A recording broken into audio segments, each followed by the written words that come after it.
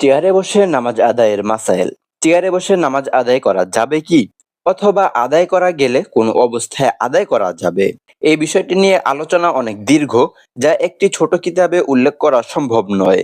তাই চেয়ারে নামাজ আদায়ের ব্যাপারটি হাটাজারি আরবি বিশ্ববিদ্যালয়ের ফতোয়া বিভাগের স্বনামধন্য সিনিয়র মুফতি ও মুহাদ্দিস আল্লামা মুফতি কিফায়াতুল্লাহ সাহেব যে ফতোয়া পত্রিকায় প্রকাশ করেছেন, সেখান থেকে তার আলোচনার মূল অংশ পাঠকদের সামনে তুলে ধরছি।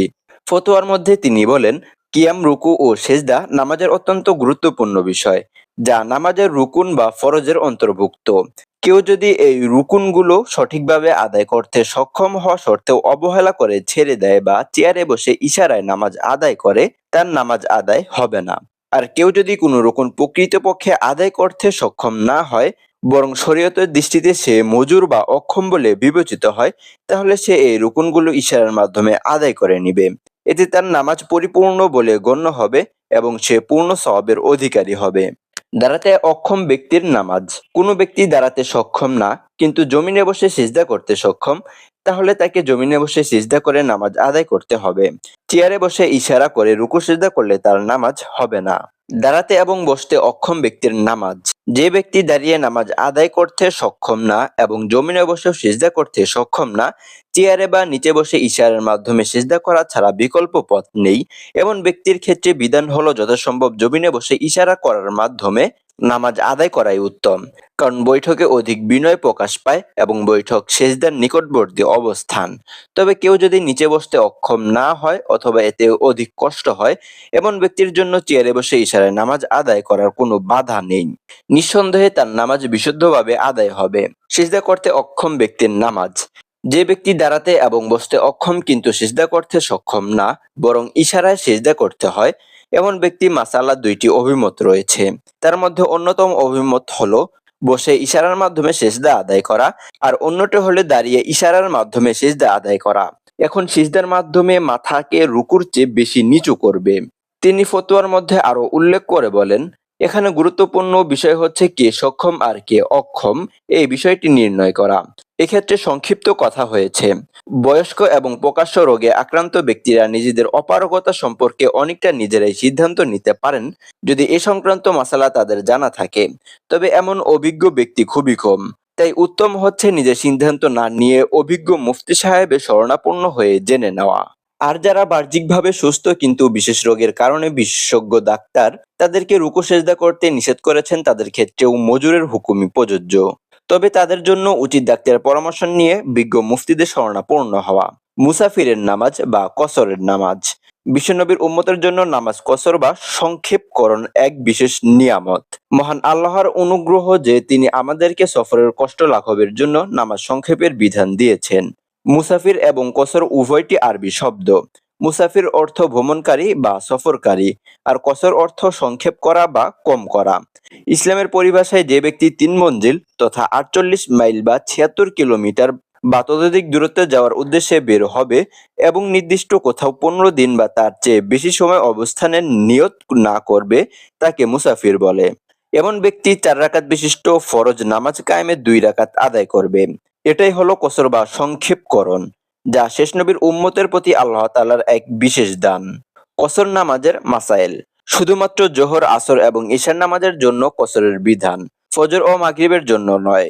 মুসাফির ব্যক্তি যদি এই নামাজগুলোতে মুকিম অর্থাৎ স্থানীয় ইমামের পিছনে আদায় করে, তবে ইমামের অনুকরণ করে ৪ রাকাতই আদায় করবে।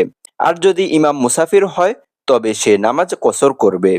আর মুসল্লিদেরকে আগেই বলে দিবে, আমি মুসাফির বিধায় নামাজ কসর পড়ব। আমার সালাম ফিরানোর পর আপনারা বাকি নামাজ নিজেদের মতো করে পড়ে নিবেন।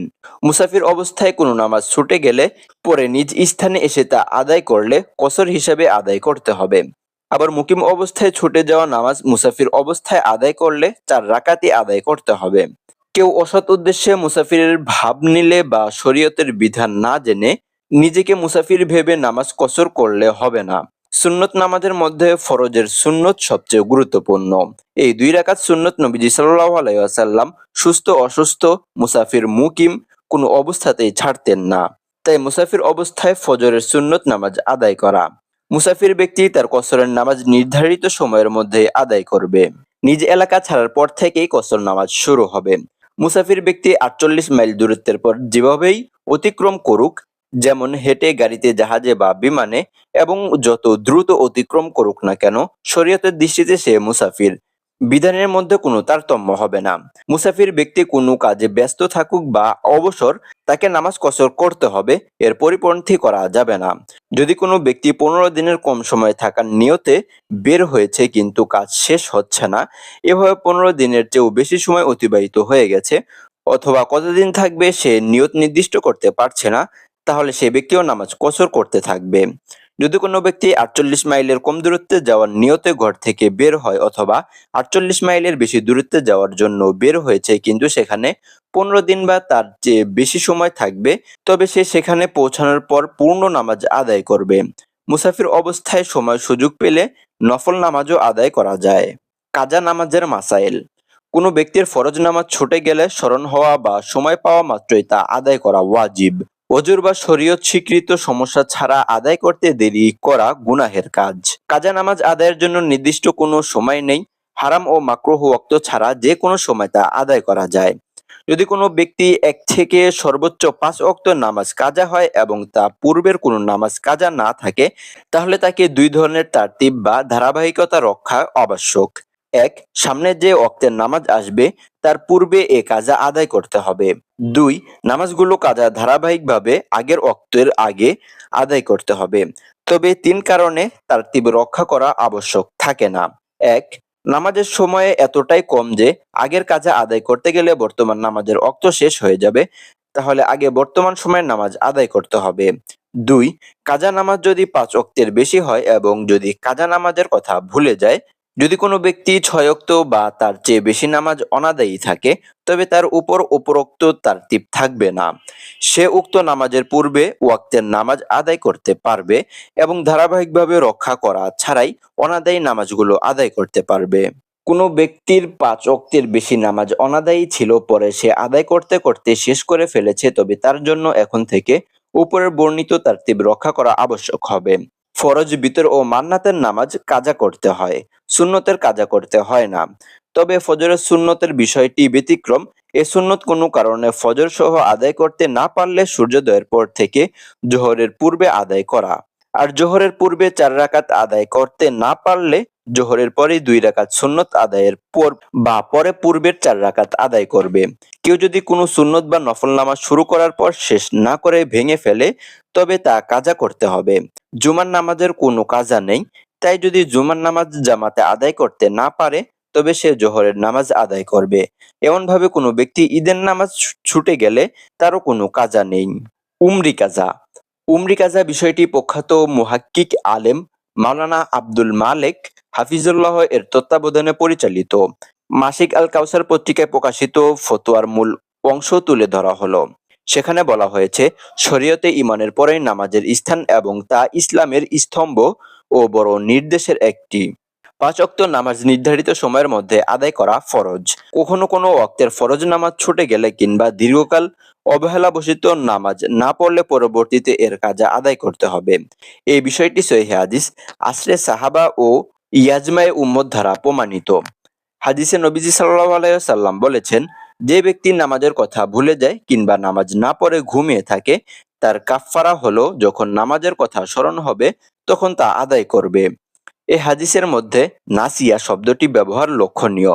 আরবি ভাষায় এটি যেভাবে ভুলে যাওয়া অর্থে ব্যবহৃত হয়, সেভাবে কোনো কাজ অবহেলা করে ছেড়ে দেওয়ার অর্থেও ব্যবহৃত হয়।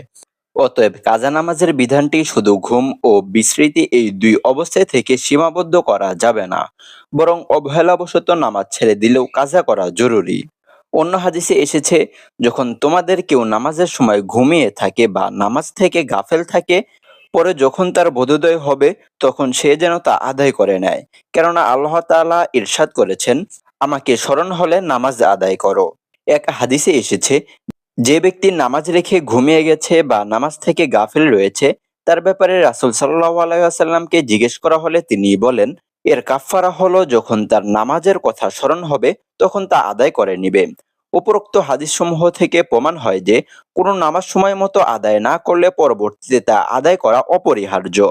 নামাজ ভুলক্রমে কাজা হওয়া, নিদ্রার কারণে হোক বা অবহেলার কারণে, সর্বস্থায় কাজা আদায় করতে হবে। এ প্রসঙ্গে গুরুত্বপূর্ণ একটি দলিল হলো ইজমায়ে উম্মত বা উম্মতের ঐক্যমত। চার মাযহাবের ইমাম সহ প্রায় সকল মুজতাহিদ এ বিষয়ে একমত যে ফরজ নামাজের নির্ধারিত সময় আদায় করতে না পারলে পরে হলেও তা আদায় করতে হবে। ইচ্ছাকৃত ছেড়ে দেওয়া কিংবা অজুরবশত ছেড়ে দেওয়া উভয় ক্ষেত্রে একই বিধান। কুয়েতের ইসলামী বিষয় ও ওয়াকফ মন্ত্রণালয়ের অধীনে পরিচালিত ইতফা বোর্ডের সম্মিলিত ফতোয়া এটি। সুতরাং অমরি কাজা ভিত্তিহীন এবং কাজা আদায় না করে শুধু তাওবাই যথেষ্ট এমন কথা শুদ্ধ নয়। তদ্রূপ এ কথাও সঠিক নয় যে উমরি কাজা আদায়ের পিছনে সময় ব্যয় না করে নফল ও তাহাজ্জুদ আদায় করা উচিত এবং দাবি সাপেক্ষে যে দলিল পেশ করা হয় তাও ঠিক নয়। উমরি কাজা আদায়ের পদ্ধতি। উমরি কাজা আদায় করতে হলে প্রথমে কোন ওয়াক্তের নামাজ এবং কত রাকাত নামাজ কাজা তা নির্ণয় করতে হবে। যদি জানা সম্ভব হয় তাহলে সে অনুযায়ী নামাজ কাজা করে নিতে হবে। আর যদি সম্ভব না হয় অনুমান করে কত ওয়াক্ত নামাজ কাজা হয়েছে তা নির্ধারণ আদায় করতে হবে। যেমন ধরুন কোনো ব্যক্তি ফজরের ৭০ ওয়াক্ত নামাজ কাজা করেছে। এখন কাজা নামাজ আদায় করার সময় এভাবে নিয়ত করতে হবে যে আমার দায়িত্বে যত ওয়াক্ত ফজরের নামাজ কাজা হয়েছে তার অনাদায়কৃত প্রথম ফজরের কাজা আদায় করছি। অতঃপর যখন এক ওয়াক্ত নামাজ শেষ হয়ে ৬৯ ওয়াক্ত বাকি থাকবে তখনও একইভাবে নিয়ত করতে হবে যে আমার দায়িত্বে যত ওয়াক্ত ফজরের নামাজ কাজা হয়েছে তার অনাদায়কৃত প্রথম ফজরের কাজা আদায় করছি। এভাবে হিসাব করে আদায় করতে থাকবে এবং প্রতিবার কাজার প্রথম ফরজ নামাজ বলা ধারা যে নামাজ বাকি আছে তার প্রথম অনাদায়কৃত নামাজের নির্দিষ্ট নিয়ত হয়ে যাবে। ঠিক এর উল্টোভাবে নিয়ত করা যায় এভাবে যে আমার যত নামাজ কাজা হয়েছে তার সর্বশেষ অনাদায়কৃত নামাজের নিয়ত করছি। এভাবে পূর্বোক্ত পদ্ধতিতে বাকি নামাজ কাজা আদায় করা যাবে। একই পদ্ধতিতে জোহর, আসর, মাগরিব, এশা এবং বিতরের নামাজ আদায় করতে হবে। একদিন একাধিক ওয়াক্তের এবং একাধিক দিনের নামাজ কাজা আদায় করা যাবে। দ্বাদশ অধ্যায় জুমার নামাজ। জুমার নামাজ অন্যান্য ৫ ওয়াক্ত নামাজের মতো ফরজের আইন হলেও এর গুরুত্ব আরো বেশি। এজন্য এই নামাজ জামাতে আদায় করতে হয়। একা একা আদায় করা যায় না এবং এর কোনো কাজাও নেই। সুতরাং কোনো ব্যক্তি জুমার নামাজ ছুটে গেলে অথবা জামাতে শরীক হতে না পারলে সে জোহরের নামাজ আদায় করবে। অর্থাৎ প্রথমে ৪ রাকাত সুন্নত, এরপর ৪ রাকাত ফরজ এবং শেষে ২ রাকাত সুন্নত পড়বে। জুমার গুরুত্ব অনেক বেশি হওয়ার কারণে এর জন্য ভিন্ন কিছু শর্ত রয়েছে, যে শর্তগুলো পাওয়া গেলে জুমার নামাজ আদায় করা ওয়াজিব এবং সহিহ হবে। জুমার দিন ও জুমার নামাজের ফজিলতের আলোচনা শেষে জুমার নামাজ ওয়াজিব এবং সহিহ হওয়ার জন্য যে শর্তাবলী রয়েছে তার আলোচনা তুলে ধরা হলো। জুমার নামাজের ফজিলত। জুমার নামাজের ফজিলতের ব্যাপারে রাসূল সাল্লাল্লাহু আলাইহি ওয়াসাল্লাম বলেছেন, যে ব্যক্তি ভালোভাবে ওযু করে জুমার নামাজ পড়তে আসে এবং চুপ করে খুতবা শুনে, আল্লাহ তাআলা ওই ব্যক্তির এক জুমা থেকে অন্য জুমার মধ্যবর্তী সময়ে যাবতীয় গুনাহ মাফ করে দেন এবং আরো ৩ দিনের গুনাহ মাফ করে দেন। জুমার দিন মসজিদে আগে আসার ফজিলত বর্ণনা করে নবীজি সাল্লাল্লাহু আলাইহি ওয়াসাল্লাম বলেছেন, জুমার দিনে ফেরেশতাগণ মসজিদের দরজায় দাঁড়িয়ে থাকেন। প্রথম আগমনকারীর নাম প্রথমে, তারপর আগমনকারীর নাম লিখেন। এভাবে আগমনকারীদের নাম ধারাবাহিকভাবে লিখতে থাকেন। যে ব্যক্তি জুমার দিন প্রথমে মসজিদে আসে সে একটি উট সদকা করার সওয়াব লাভ করে। অতঃপর আগমনকারী একটি গাভী, এরপর আগমনকারী শিং বিশিষ্ট একটি দুম্বা, তারপর আগমনকারী মুরগি ও তারপর আগমনকারী ডিম সদকা করার সওয়াব লাভ করে। এভাবে ধারাবাহিকভাবে চলতে থাকে। অতঃপর ইমাম যখন খুতবা দেওয়ার জন্য আসেন তখন ফেরেশতাগণ রেজিস্টার খাতা গুছিয়ে নেয় এবং খুতবা শোনার জন্য মনোযোগী হয়ে যান। জুমার ফজিলত বর্ণনার পাশাপাশি জুমার নামাজ ত্যাগকারীদের ব্যাপারে কঠিন সতর্কতা বাণী উচ্চারণ করে বিশ্বনবী সাল্লাল্লাহু আলাইহি ওয়াসাল্লাম বলেন, যারা জুমা ত্যাগ করে তাদের অবশ্যই এই কাজ থেকে বিরত থাকতে হবে, না হয় আল্লাহ তাআলা তাদের অন্তরে মোহর মেরে দিবেন, ফলে তারা নিশ্চিতভাবে গাফিলদের অন্তর্ভুক্ত হয়ে যাবে। তাদের অন্তরে কল্যাণকর কথা প্রবেশ করবে না এবং আল্লাহর রহমত ও বরকত তাদের কোনো উপকারে আসবে না। জুমার নামাজ ওয়াজিব হওয়ার শর্ত। সবার উপরে জুমার নামাজ ওয়াজিব বা আবশ্যক নয়। জুমার নামাজ ওয়াজিব হওয়ার জন্য ব্যক্তির মধ্যে ৬টি শর্ত পাওয়া যেতে হবে। শর্তগুলো হলো: ১. অন্য নামাজ শুদ্ধ হওয়ার জন্য যে শর্তাবলী রয়েছে তা বিদ্যমান থাকা, যথা মুসলমান, প্রাপ্তবয়স্ক, হুঁশ ও বোধসম্পন্ন হওয়া ইত্যাদি। ২. সুস্থ হওয়া, কারণ অসুস্থ, অন্ধ, ল্যাংড়া, অচল এবং এমন বয়োবৃদ্ধ যারা চলতে পারে না তাদের উপর জুমার নামাজ ওয়াজিব নয়, তারা জোহরের নামাজ আদায় করলেই চলবে। ৩. মুকিম হওয়া, মুসাফিরদের জন্য জুমার নামাজ আবশ্যক নয়। ৪. পুরুষ হওয়া, মহিলাদের উপর জুমার নামাজ আদায় আবশ্যক নয়। ৫. স্বাধীন হওয়া, গোলামের উপর জুলুম জুমার নামাজ আবশ্যক নয়। 6. সম্পূর্ণ বাধামুক্ত হওয়া, অর্থাৎ এমন কোনো ধরনের বাধা বিপত্তি না থাকা যার কারণে জামাতে নামাজ আদায় করা যাবে না, যেমন শত্রু কর্তৃক আক্রমণ হওয়ার আশঙ্কা বা মুমূর্ষু রোগীর সেবায় নিয়োজিত থাকা ইত্যাদি। জুমার নামাজ সহিহ হওয়ার শর্ত। জুমার নামাজ সহিহ হওয়ার জন্য 5টি শর্ত বিদ্যমান। এই শর্তগুলোর একটি পাওয়া গেলে জুমার নামাজ আদায় করা যাবে না এবং কেউ আদায় করলে তা শুদ্ধ হবে না। শর্তগুলো হলো: 1. শহর বা এমন বড় গ্রাম হওয়া যেখানে দৈনন্দিন জীবনের প্রয়োজন পূরণ করা সম্ভব। বন জঙ্গল, চর, বিল বা আবাদি থেকে অনেক দূরে ছোট্ট গ্রাম জুমা সহিহ হবে না। অবশ্য এই ধরনের গ্রাম বাংলাদেশে নেই বললেই চলে। 2. ইজনে আম বা সাধারণ অনুমতি থাকা, অর্থাৎ যেখানে জুমার নামাজ আদায় করা হবে সেখানে মুসল্লিদের নামাজ আদায়ের ব্যাপারে নিষেধাজ্ঞা না থাকা, তবে নিরাপত্তা বা শৃঙ্খলার কারণে কাউকে প্রবেশ করতে না দিলে তা ইজনে আম বা সাধারণ অনুমতির বিপরীত হবে না, বিধায় সেখানে জুমা বৈধ।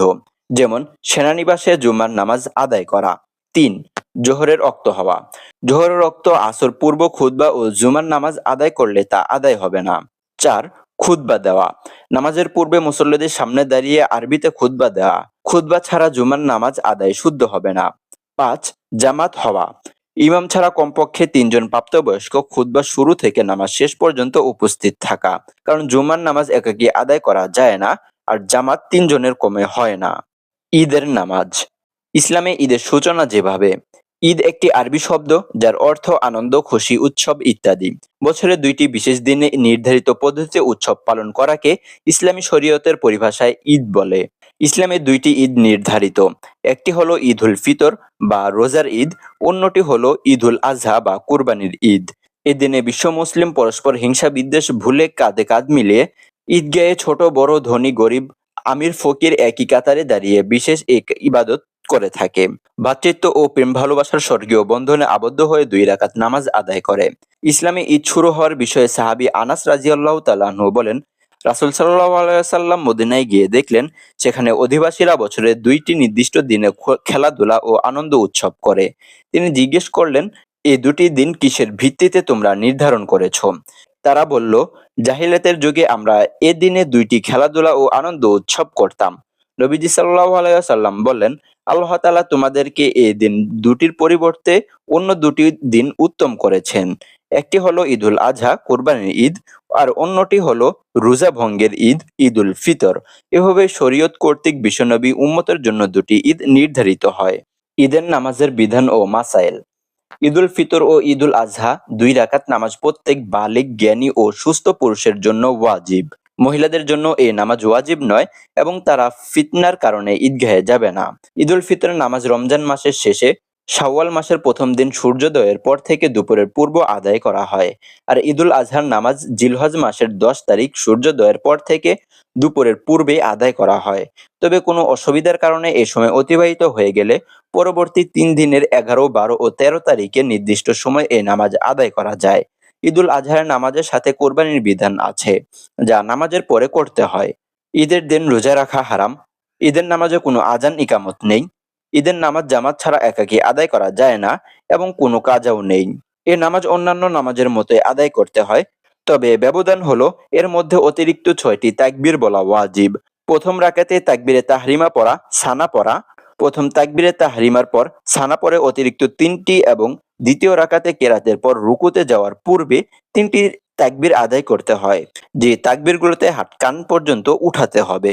জুমার মতো এ নামাজে 2টি খুতবা দাঁড়িয়ে দিতে হয়, তবে ব্যবধান হলো জুমার খুতবা নামাজের আগে আর ঈদের খুতবা নামাজের পরে দিতে হয়। এ খুতবা মুসল্লিদের জন্য মনোযোগ দিয়ে শোনা ওয়াজিব। খুতবার মধ্যে ঈদের করণীয় বর্জনীয় বিষয়গুলো আলোচনা করা। উভয় ঈদে খুতবায় বেশি বেশি তাকবীর বলা সাহাবী ও তাবেঈনদের থেকে প্রমাণিত। ঈদের প্রথম খুতবা শুরুতে 9 বার এবং দ্বিতীয় খুতবা শুরুতে 7 বার তাকবীর বলা মুস্তাহাব। আর এই তাকবীর দ্বারা শুধু আল্লাহু আকবার উদ্দেশ্যে, তাকবীরে তাশরিক নয়।